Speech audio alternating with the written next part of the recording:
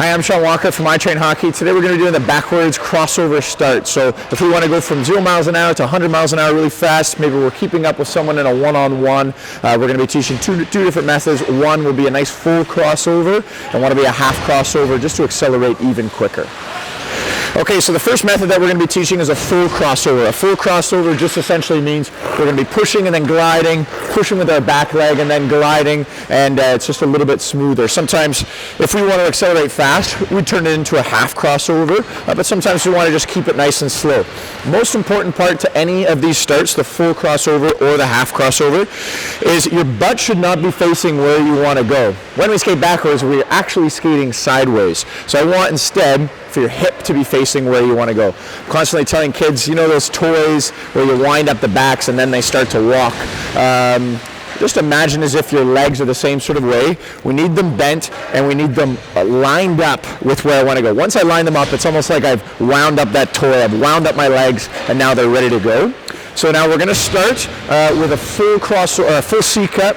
Nice big C-cut with your right leg. As you're gliding back, begin to open up your hips, cross that leg in front, and then do an outside edge kick. And then that one full C-cut will just give us a little bit of glide time just to, again, be able to start with some momentum.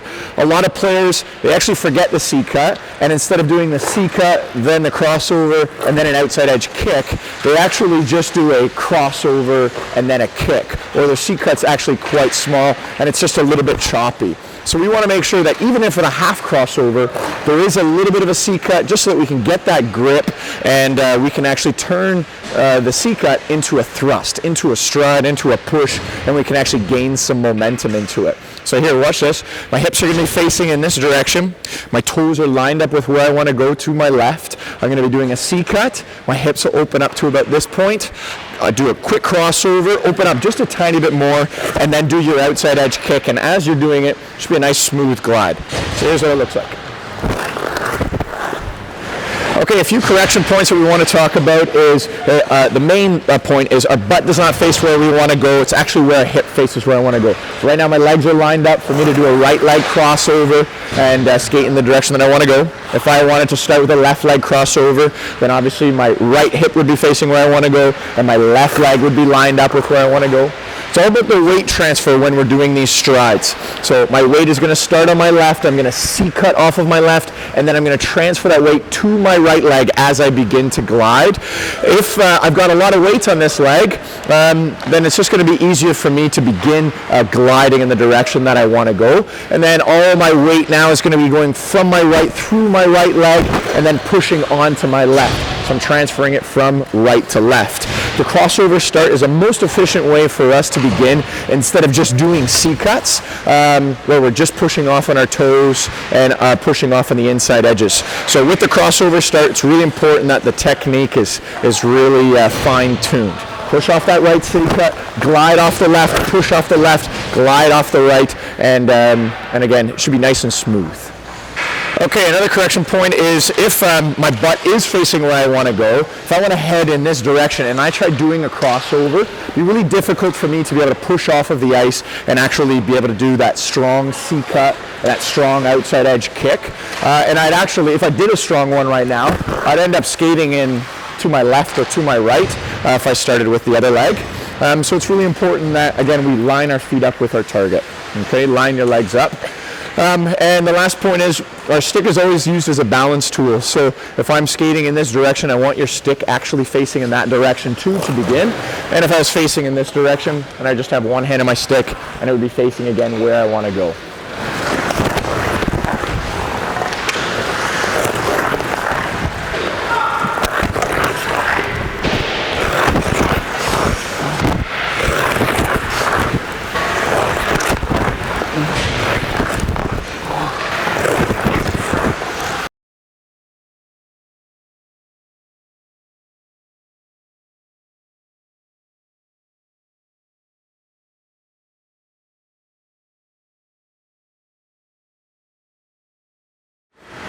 Okay, let's move on to half crossovers. Half crossovers are going to be our quickest way to accelerate. If I want to go from 0 to 100 really fast, maybe I'm trying to keep up with someone, then I would execute half crossovers. So they look something like that.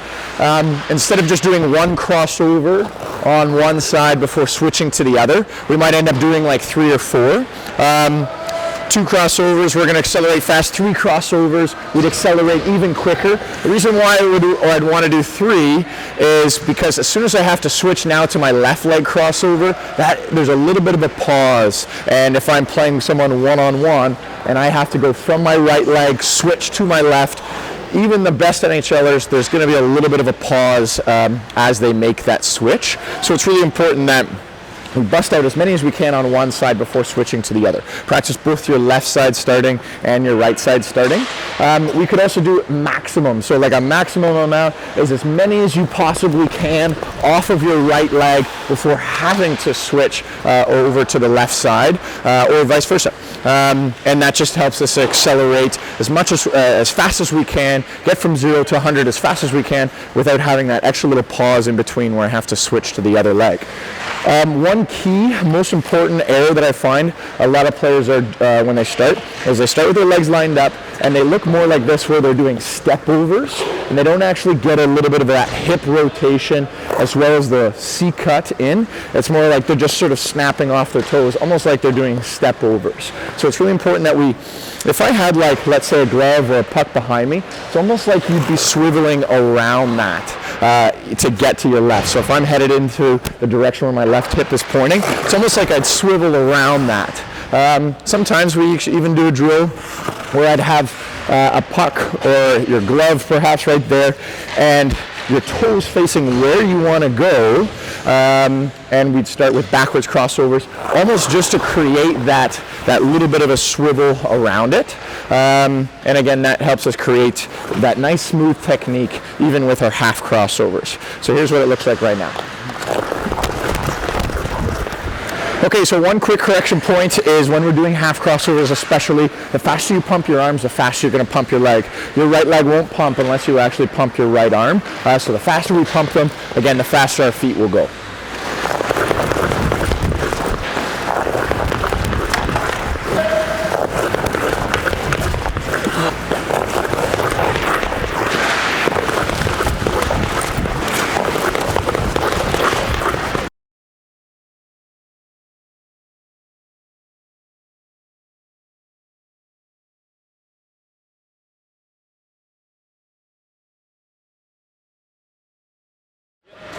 Okay, so now let's do it with puck control. When we're doing a backwards crossover, a start, if I'm crossing over as a lefty with my right leg, the puck will always be on my backhand side. So whether it is a full crossover or it's a half crossover, no matter what, it's going to start on my backhand side. The main focus is just to be dragging the puck back. So I rotate my wrist over, cup the puck so the full blade is on the ice, and I want to be making this sound. I want to be almost like sweeping the ice, so I'm flexing my stick. I don't want to be picking away at it. I want to get a firm grip on it. So I'm going to be flexing my stick just a little bit, and that'll guarantee that extra little bit of grip that we need.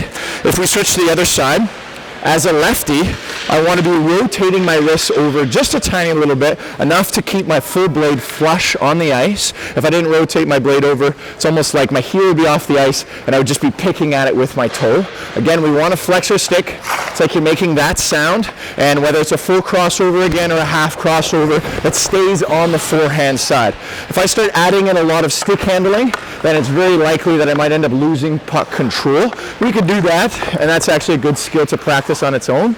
But especially when we're first starting, the main focus is just on generating speed. Generate speed as much as you can, and if we want to bring that puck along for the ride, then we just want to make sure that it's just being dragged just to keep that optimal speed up.